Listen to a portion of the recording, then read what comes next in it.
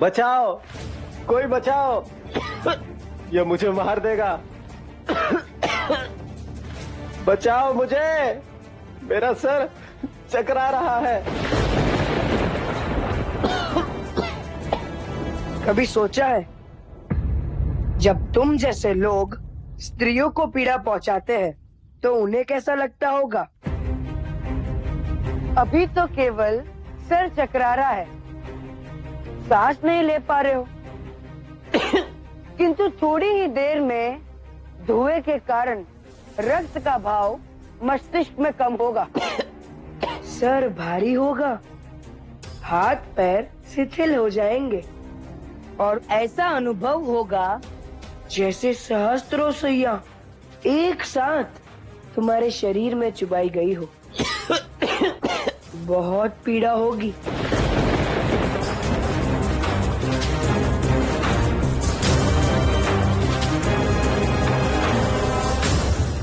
किंतु सच कहूं तो मैं ये नहीं चाहता कि तुम इस पीड़ादायक अनुभव को भोगो।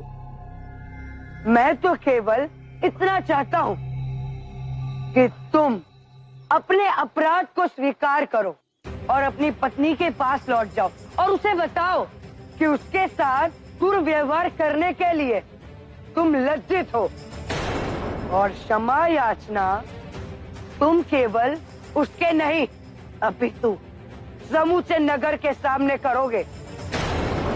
और साथ ही तुम ये वचन भी दोगे कि फिर कभी भविष्य में तुम ऐसा नहीं करोगे।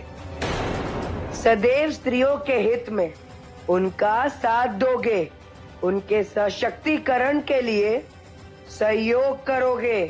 देखो, तुम भली भांति जानते हो कि मैं नगर सेठ का पुत्र हूँ। इस अपराध के लिए तुम्हें भारी दंड मिलेगा। मेरी पत्नी के सम्मान के लिए तुम क्यों अपने आप को संकट में डाल रहे हो? मेरे लिए केवल इतना जानना पर्याप्त है कि वो एक स्त्री है और उन पर अत्याचार हो रहा है, क्योंकि जब तुम जैसे लोग स्त्रियों को उचित सम्मान देंगे, केवल तभी देवी सीता को वो सम्मान मिलेगा जिसकी वो अधिकारी है। तुम्हारी सोच बदलेगी, तभी समाज में लोगों की विचारधारा बदलेगी।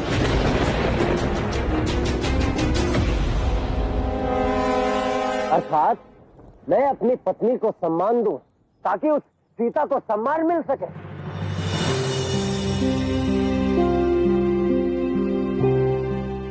हाँ।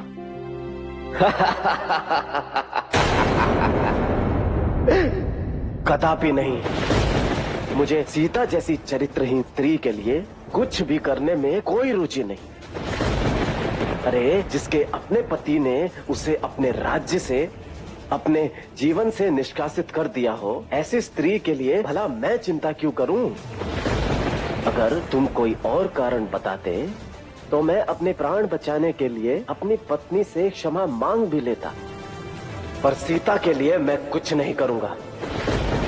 मैं मर जाऊंगा पर उसका उत्थान नहीं होने दूंगा। मौन हो जाओ।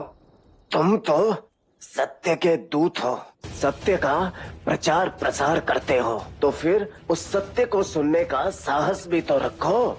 ये सत्य नहीं है, ये सत्य नहीं है। अच्छा, तुम्हारा सत्य सत्य है और मेरा सत्य झूठ। एक बात स्मरण रहे, अयोध्या की दृष्टिकोण में सीता चरित्रहीन थी, है और सदैव रहेगी। तुम चाहे जो कर लो, सीता के प्रति हमारा दृष्टिकोण नहीं बदलेगा और तुम भी नहीं बचोगे।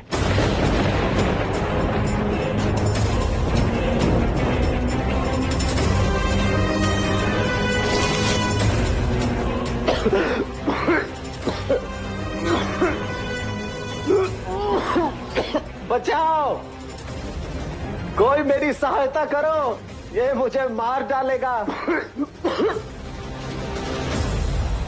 कुश, कुश, कहो तुम कुश, कुश, बचाओ, कोई है? मेरी सहायता करो। ये अंतिम अवसर है, अब भी समय है। देवी सीता के विरुद्ध कहे अब शब्द वापस ले लो, वचन दो अपनी पत्नी का सम्मान करोगे। नहीं, मैं ऐसा कुछ नहीं करूंगा। तो ठीक है, मैं भी प्रतीक्षा नहीं कर सकता। मैं तुम्हें अभी इसी क्षण दंड दूंगा और यही अभी होगा तेरा अंत।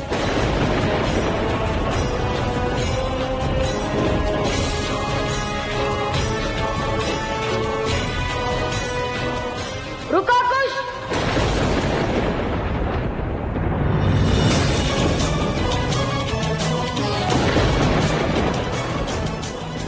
बचाओ ऋषि पुत्र, मेरी रक्षा करो। तुम तो दयालु हो, कृपा कर मुझे अपने इस क्रूर भाई से बचाओ। नहीं भैया, आप ऐसा नहीं करोगे। हमारे अनुबंध के अनुसार हम दोनों अलग अलग मार्ग पर चलेंगे, पर लक्ष्य एक होगा और एक दूसरे के मार्ग की बाधा कभी नहीं बनेंगे।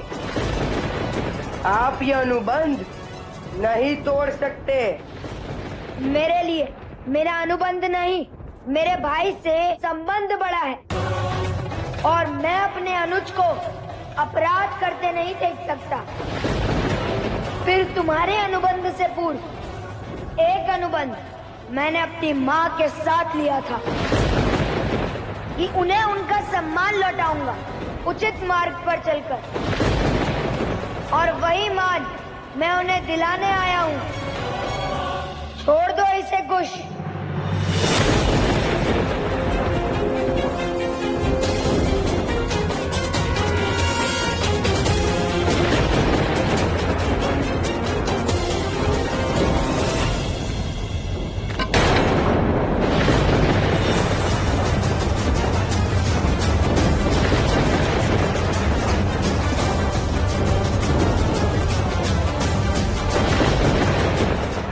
नहीं भैया,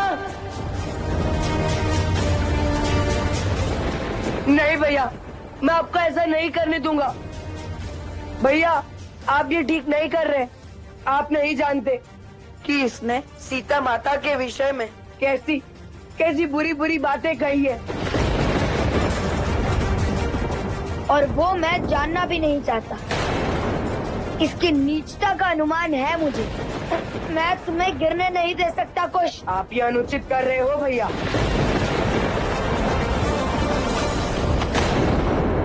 कुश,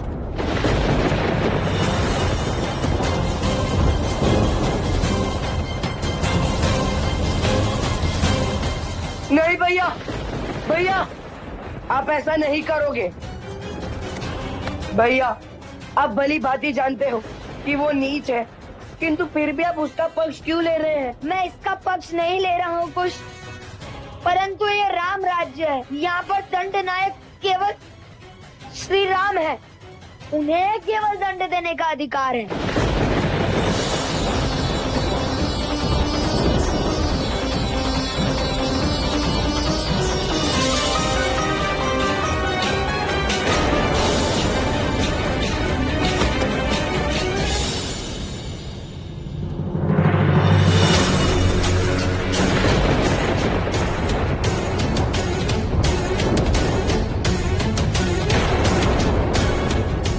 भैया, भैया,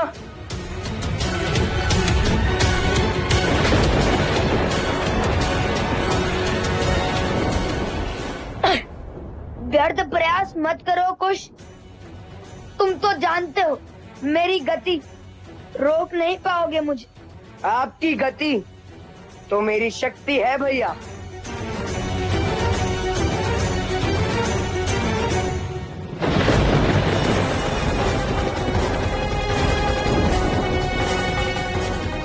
जाओ, शीघ्र जाओ,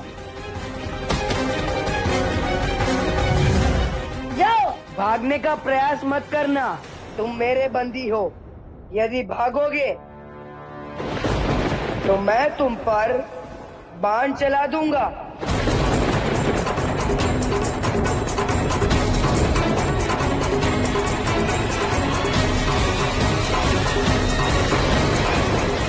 मेरी भी अंतिम चेतावनी है कुछ कि जाने दो इसे।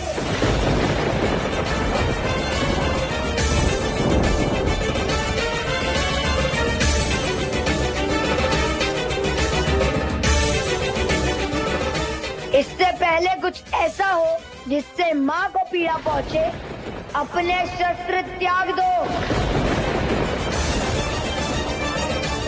जाओ नगर सेठ पुत्र, तुम्हें मेरा अभय दान है, भागो। परंतु कुश, वो मेरा भाई है, मेरे रहते तुम पर शस्त्र नहीं चलाएगा। भागो।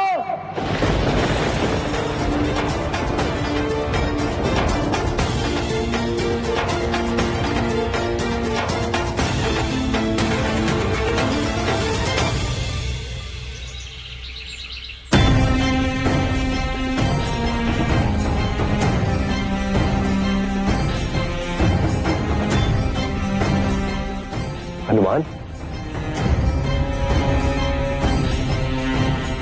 आप अब तक यही हैं? आप तो कुश को लाने जा रहे थे ना? क्या हुआ? कोई समस्या है? अब समस्या कैसे बताऊं भ्राता शत्रुघ्न? एक ओर मैं किसी को यह सत्य भी नहीं बता सकता कि लव कुश प्रभु श्री राम के पुत्र हैं। दूसरी ओर मैं प्रभु श्री राम के आदेश की अवहेलना भी नहीं कर सकता और कहीं अनजाने में प्रभु श्री राम अपने पुत्र को ही दंड ना दे दें। क्या सोच रहे हो हनुमान? कुछ नहीं। आप तो पवन पुत्र हैं। भैया श्री राम के आदेश को पूर्ण करने के लिए आप पूरे ब्रह्मांड को 3 पग में समेट सकते हैं, और फिर भी अब तक आप कुश को यहां ला नहीं पाए। क्यों हनुमान? अब आपसे क्या छुपाना भ्राता शत्रुघ्न? ये पहला अवसर है जब मेरा मन अपने प्रभु के आदेश का पालन करने की आज्ञा नहीं दे रहा है, और इस बात से हम सब अवगत भी हैं। कुश ने जो कुछ भी किया पूर्णतः अनुचित नहीं है। वो तो अपने पिता समान राजा का, उनकी देवी समान पत्नी का पुनर्मिलन करवाना चाहता है। उसकी मंशा पवित्र है। किंतु आप तो भैया राम को भली भांति जानते हैं। न्याय के समय उन पर किसी भावना का कोई प्रभाव नहीं होता।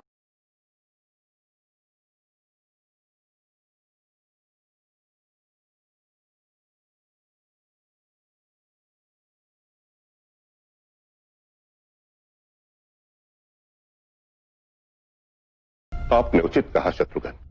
मुझे अपने कर्म के मार्ग पर भावनाओं को नहीं लाना चाहिए था। आपके परामर्श के लिए बहुत बहुत धन्यवाद।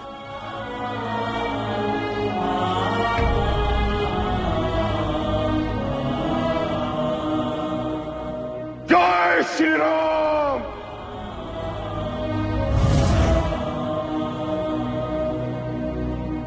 महाबली, हम दोनों भाग्यशाली हैं। आप भाग्यशाली इसलिए हैं क्योंकि आप ये नहीं जानते कि लव कुश भैया श्री राम के पुत्र हैं, और मैं भाग्यशाली इसलिए हूं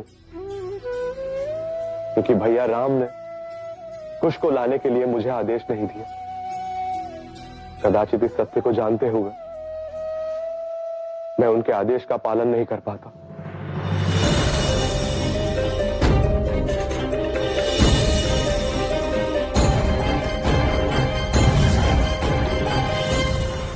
ये क्या हो रहा है? श्री राम अयोध्या लौट आए हैं। अब न्याय होगा। उन्होंने ही हनुमान जी को आदेश दिया है कि वो कुश को पकड़ कर ले आए, और फिर श्री राम कुश को नगर सेठ के पुत्र पर आक्रमण करने के अपराध के लिए दंडित करें। महाराज, मुझे तो ऐसा प्रतीत होता है अब मैं मेरे पुत्र को कभी जीवित नहीं देख पाऊंगा। शांत हो जाइए नगर सेठ। अभी अभी आपने ही मुझसे कहा कि विकट से विकट परिस्थितियों में भी आपने संयम और धैर्य के साथ अयोध्या की प्रजा का मार्गदर्शन किया। मैं आपसे अनुरोध करता हूं आप उसी धैर्य और संयम का प्रदर्शन कीजिए। मैं आपको विश्वास दिलाता हूं कि आपके पुत्र को कुछ नहीं होगा और आपको न्याय अवश्य मिलेगा। पिताश्री,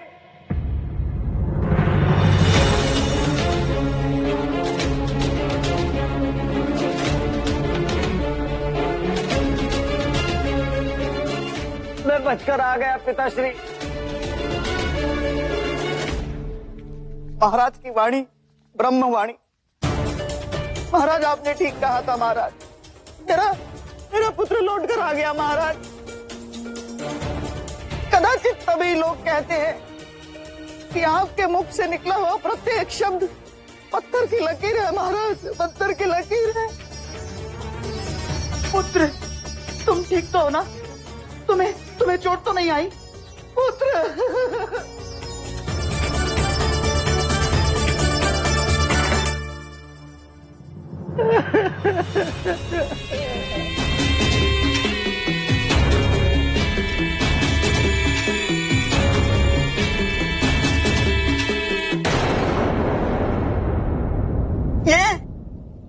ये घाव देख रहे हैं महाराज आप? ये घाव उसी कुश के बाण ने दिया है। अपने बल का भय दिखाकर कुश ने उसे बंदी बनाया और उसका हरण किया महाराज।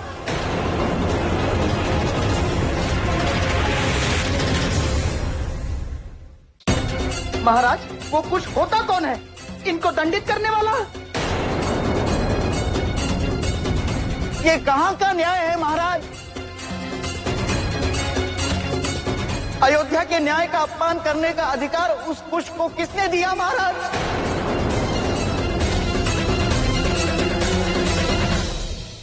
बताओ पुत्र, बताओ महाराज को, क्या किया उस कुश ने तुम्हारे साथ? और यहाँ किसी से भयभीत होने की आवश्यकता नहीं है।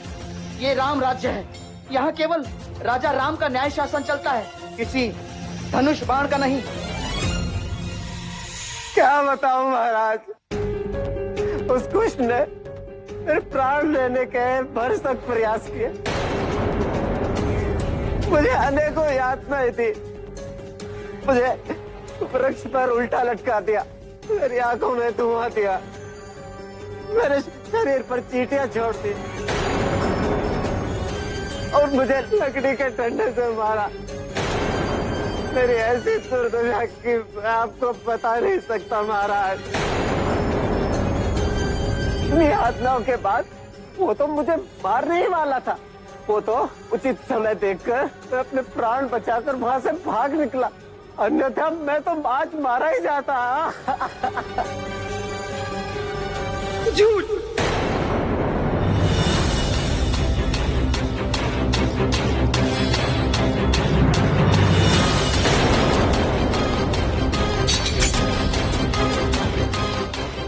ये झूठ बोल रहा है महाराज, कुश निर्दोष है।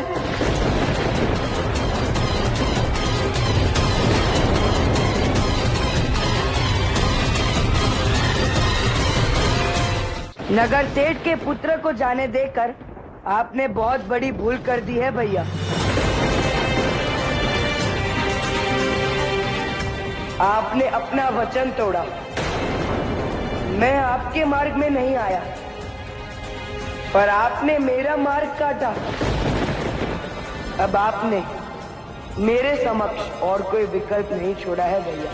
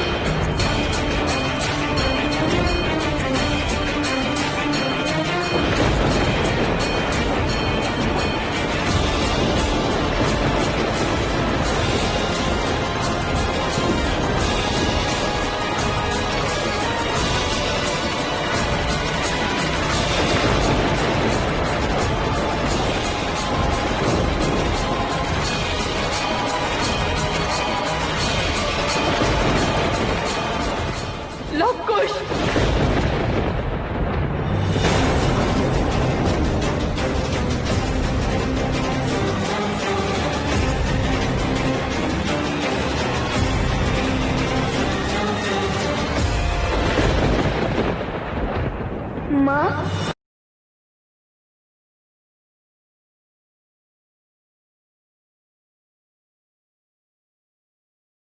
For more updates, log on to colorstv.in.com. Like us on facebook.com/colorstv. Follow us on twitter.com/colorstv. For more updates, log on to colorstv.in.com. Like us on facebook.com/colorstv. Follow us on twitter.com/colorstv.